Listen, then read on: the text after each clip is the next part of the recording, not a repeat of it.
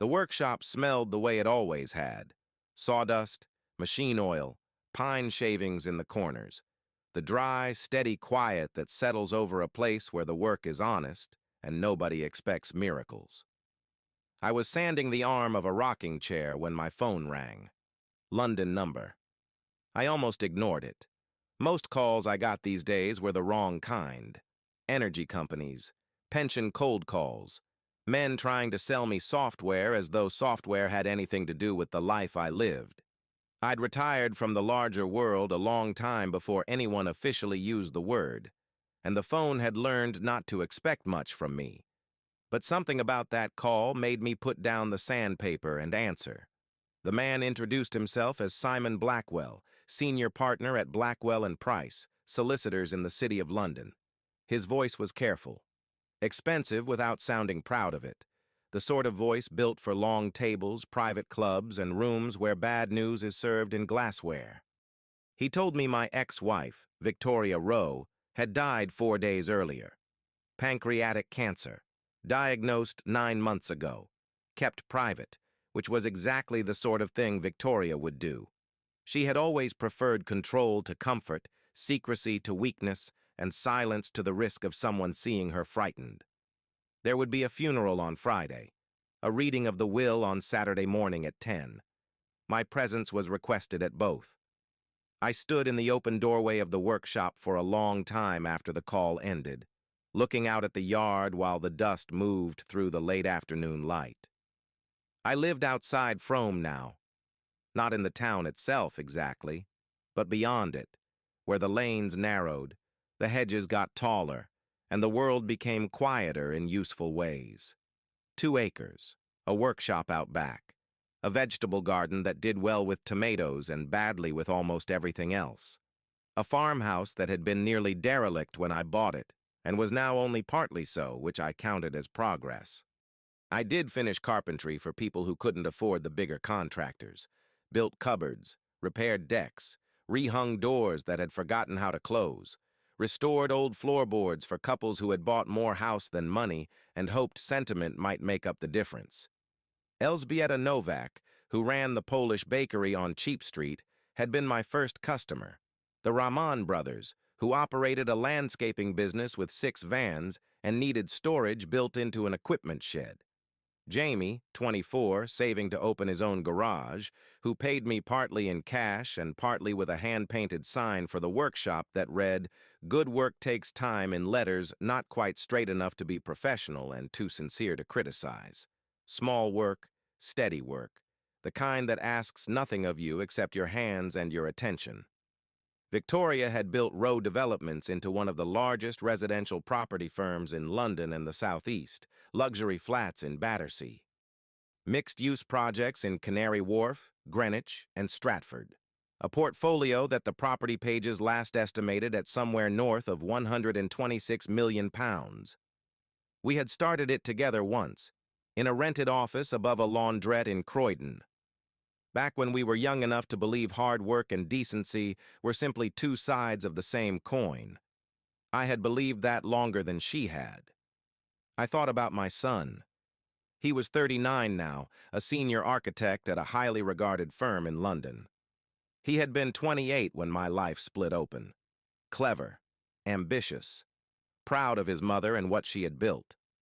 The last time I had seen him in person was in Southwark Crown Court 11 years ago, his face white with shock, sitting 2 rows behind the prosecution as the judge read the terms of my plea.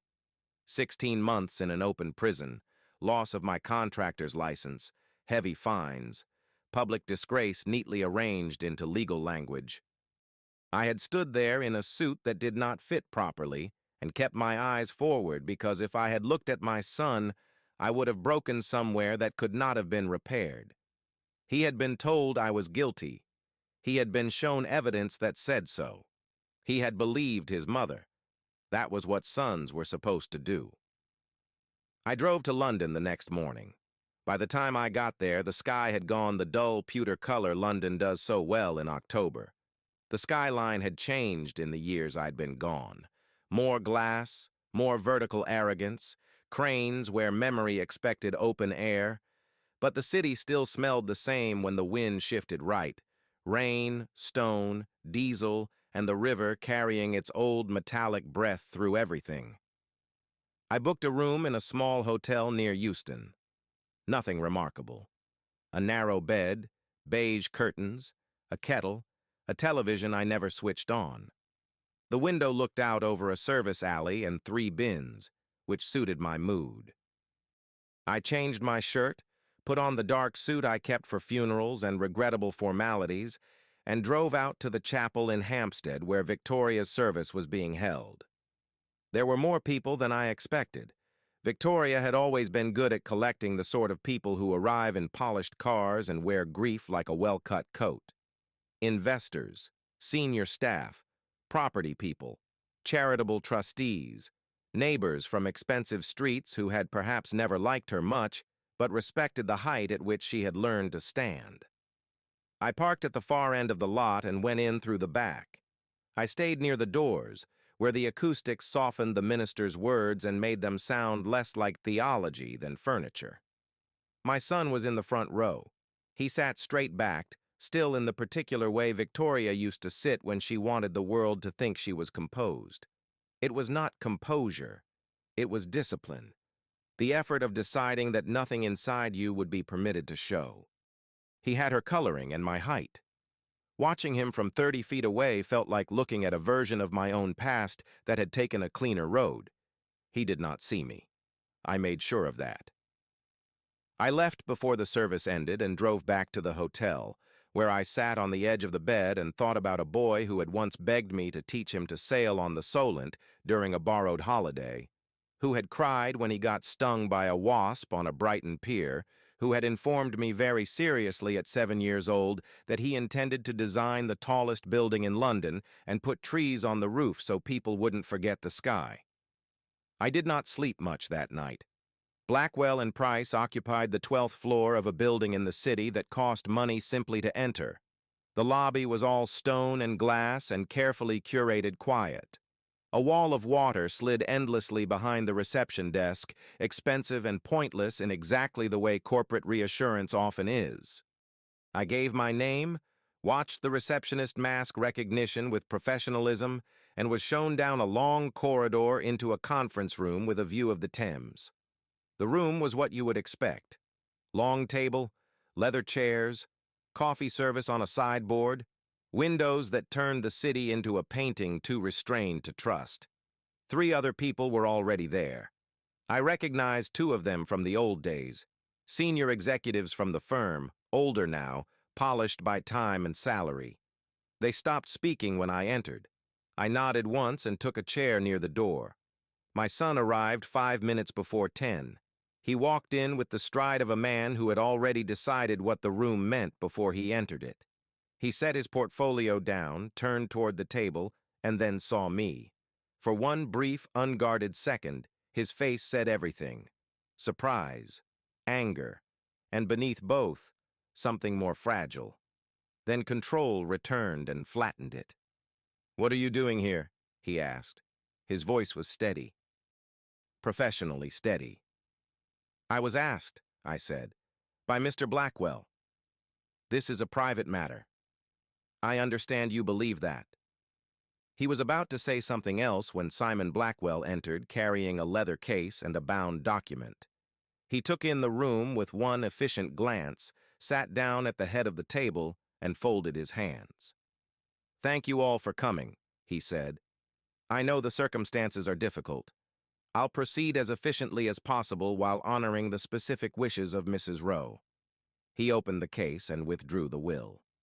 "Before I address the bequests," he said, "Mrs. Rowe left an introductory statement and instructed that it be read aloud in full before any distribution is discussed.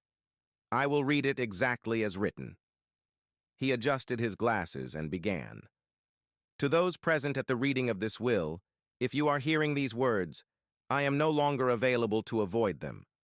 I have been called successful for most of my adult life. I built a company. I generated wealth. I created projects that changed skylines and jobs that fed families. I am proud of some of that. I am not proud of all of it. There is one thing in particular I am not proud of at all. In the spring of 2014, Rowe Developments was in serious financial jeopardy. We had overcommitted to two major projects simultaneously, a riverfront luxury development in Greenwich and a mixed-use site in Stratford. Construction delays, lender pressure, and our own arrogance combined to create a shortfall of approximately £3.8 million. Default would have followed. After that, collapse. I made a decision. I moved money out of buyer deposit accounts into our operating accounts. Those funds were legally protected and did not belong to me or to the company. I told myself I would replace them before completion. I told myself I was saving jobs, preserving contracts, buying time. These were all excuses. What I did was criminal, and I knew it was criminal while I was doing it. The room had gone so still, I could hear the faint hiss of traffic 12 floors below. Blackwell turned the page. My former husband discovered the transfers during an internal review. He confronted me. He was furious, not because of what it might cost him, but because ordinary families had entrusted us with their savings. That was who he was. It remains who he is. I begged him not to report me immediately. Our son had just accepted a position at his architectural firm. Any investigation into Rowe Developments would have dragged his name into the newspapers and into rooms where reputation gets fixed before truth arrives. I told myself I was protecting him. In reality, I was protecting all three of us in different proportions, and myself the most. My husband agreed to take responsibility. He told our solicitors and later investigators that the unauthorized transfers had been his decision. He entered a plea. He served a prison sentence for crimes I committed, and I let him do it. I have spent 11 years trying to explain this to myself in ways that hurt less. They all fail under inspection. The cleanest explanation is cowardice. At that point, my son had gone entirely white. His hands were flat against the table. He had not moved. Blackwell continued. The bequests came first in the expected order. Bonuses to long-serving executives, a substantial sum to Victoria's assistant of 14 years, donations to housing charities, an architecture scholarship fund in her parents' names, personal effects, and the Kensington townhouse to her older sister, whom she had spent most of her life arguing with in an affectionate register neither of them would ever have admitted aloud. Then Blackwell reached the line for my son. To my son, Oliver Rowe, he read. My son finally looked up.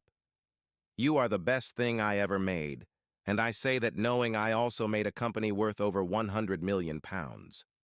Your talent, your discipline, your integrity, some of those things came from me. More of them came from your father than I ever admitted while living. I leave you the sum of £1. Oliver's breath caught audibly. This is not punishment, though I understand it may feel like one. It is instruction. Everything that matters in your life, you have built yourself, your work, your reputation, your standing, your talent. Those things remain yours. You do not need my money. You need the truth, and I should have given it to you while living. This is a poor substitute, but it is the only one left to me. Blackwell turned the final pages. The remainder of Mrs. Rowe's estate, he said, now speaking in his own voice, including all controlling shares in Rowe Developments, all real property, investment accounts, and associated assets, with an estimated total current value of £126 million, is left in full to her former husband, Daniel Rowe. No one gasped. These were polished people in a polished room, but the silence changed shape. Chairs shifted. Someone at the far end of the table exhaled sharply. Even in silence, you can hear a room recalibrate. Blackwell reached into his case and withdrew a cream envelope. Mr. Rowe, he said, sliding it toward me. Mrs. Rowe asked that this be given to you privately. My son stood so fast his chair scraped the floor. This is absurd, he said. She was dying. She was heavily medicated. You cannot expect anyone to believe this document reflects a sound state of mind. Blackwell did not look offended. He looked prepared.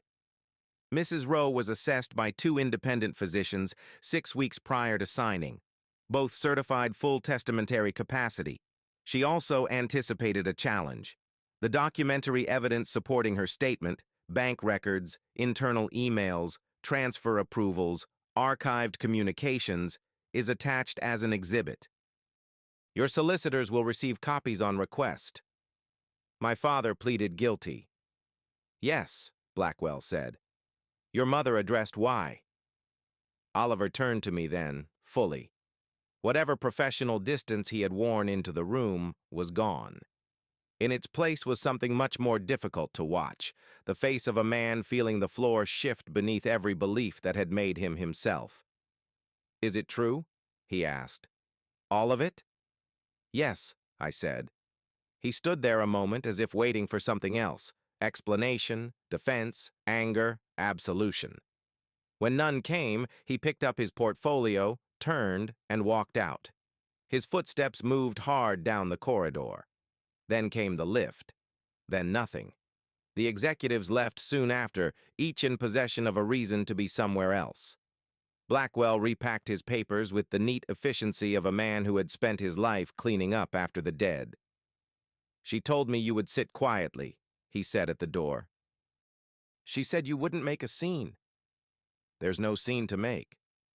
He nodded once, as if something had been confirmed for him. She also said, he added, that your first instinct would probably be to try and give most of it away. I almost smiled. She knew me well. She did. He hesitated. For what it is worth, she spoke of you often over the years. Not warmly, always, not openly, but often. I think she needed someone to know who you actually were. Then he left, closing the door softly behind him. I sat alone with the envelope in my hands and the river spread gray and wide beyond the windows.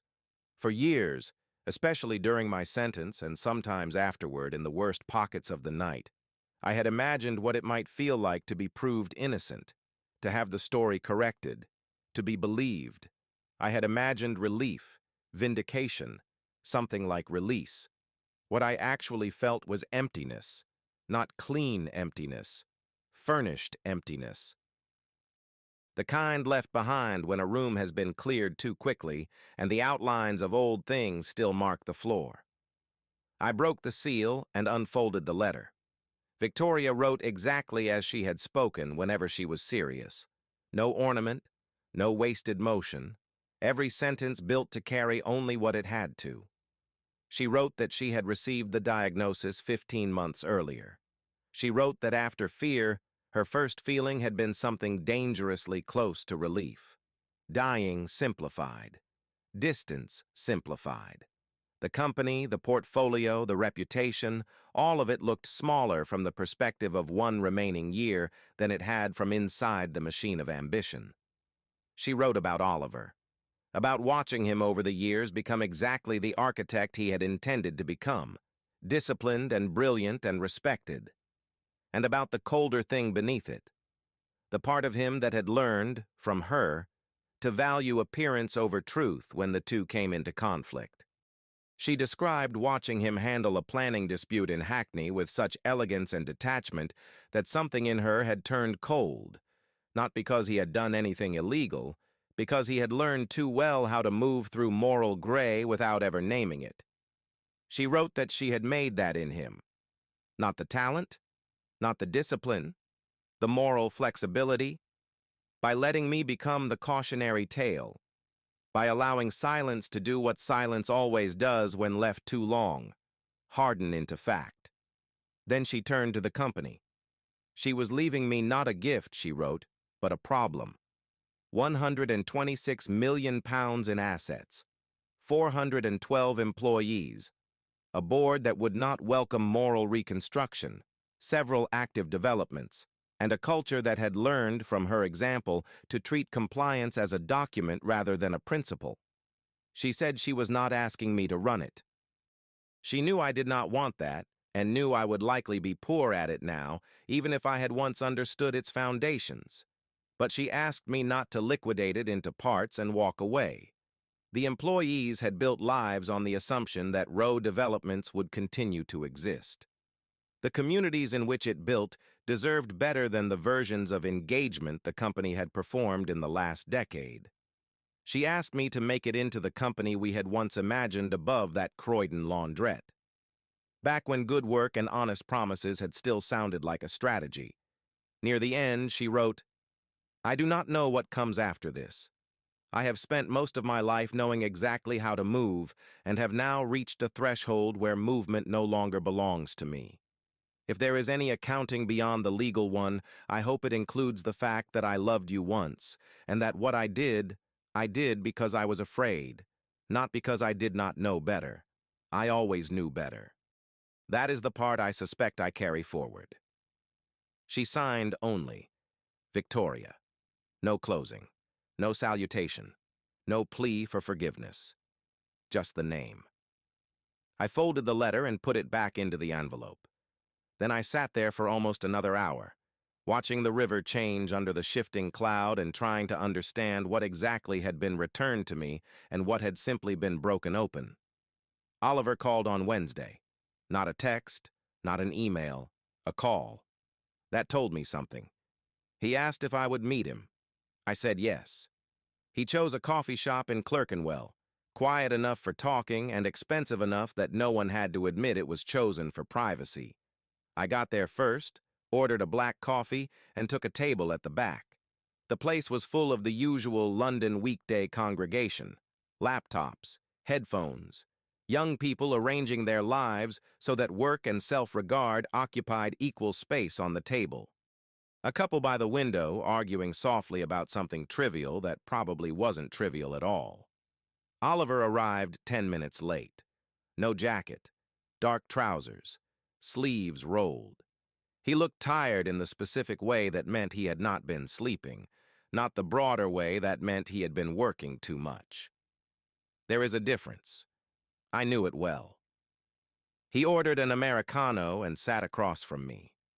For a while, neither of us spoke. Finally, he said, "I've been trying to work out what to say." "Take your time." He wrapped both hands around the cup. "I've been angry," he said, "at her, which feels indecent, given she's just died, and at the same time I'm meant to grieve her. Those things don't fit together." "No," I said, "they don't." He looked at the table. "I hired a forensic accountant to go through the records Blackwell's firm provided." He paused. "Everything she said is documented. The transfer trails, the internal memos, the timing. You didn't do any of it." "No."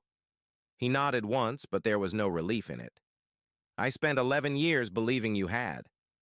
"I know." His jaw shifted. "You let me." Not an accusation, exactly. Close enough to feel one. "I did," I said. "I made a choice. I won't tell you it was the right one because I am still not sure of that. But I made it for the reason your mother wrote down. At the time, you had just been offered your first proper post. You were 28. If the company had gone down publicly with her at the center of it, your name would have been dragged into rooms you hadn't even entered yet. Maybe you'd have survived it. Maybe not. I didn't know. What I did know was that she asked me to give you a clean start." He stared at his coffee. "She did it to protect my career." "She did it to protect several things at once," I said. "Her career, her company, you, me least of all." He looked up then, tired and sharp. "I said things about you," he said carefully, "to colleagues, to friends, over the years. When your name came up, I wasn't kind. You believed what you'd been told. I was 28 then. I'm 39 now. I kept believing it." That sat between us for a moment. I had no answer that would have been honest without also being cruel. So I left it alone. He broke the silence. "What are you going to do with the company?" I told him the truth. I would not run it myself. I had no desire to return to that life, and no illusion that time away had left me somehow preserved for it. But I also would not sell it off and walk away. I would appoint new executive leadership from within where possible, if anyone suitable remained. I would bring in independent auditing, proper governance, whistleblower protections with actual teeth, ethics oversight that meant something, community impact review on every live project.